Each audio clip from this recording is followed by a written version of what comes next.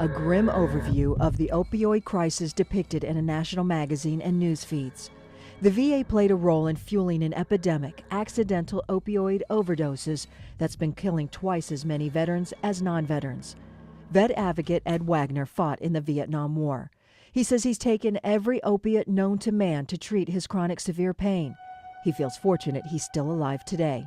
I know that if it weren't for my wife, I may have taken more medication than I needed or should have taken because I couldn't remember that I'd already taken it. Opioid prescription numbers shot up from 2004 through 2012 as veterans returned home from Afghanistan and Iraq deployments and sought treatment for acute and chronic pain. During that time, pain was considered the fifth vital sign. Tucson VA Chief of Staff Anthony Stazzoni says pain had to be treated. And everybody needed to check for pain and treat pain to whatever extent possible, and we had limited means. He says opioids became the go-to medication that doctors prescribed in the public and private sectors. They just opened up Pandora's box. The VA was guilty of just handing out opiates like they were candy. Dr. Gabrielle Koshorka headed the pain management division at the Tucson VA during that time.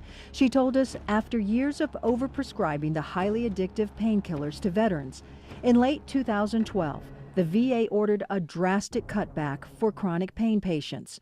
She said that was unfair to the patient who had been maintained on very high doses of opioids and suddenly had to be tapered down very rapidly. The withdrawals are horrendous. I mean, there's no way to describe the agony that you go through.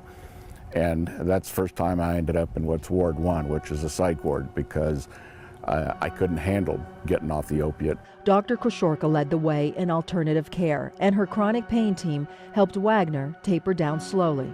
Critical part of that treatment plan is the psychological side of pain. It's a very personal thing, pain. At this facility, our focus has been individualized totally. We have not done systematic policies or anything else other than taking one patient at a time and evaluating their treatment and deciding what was the best fit for them. And these health experts don't mince words with patients.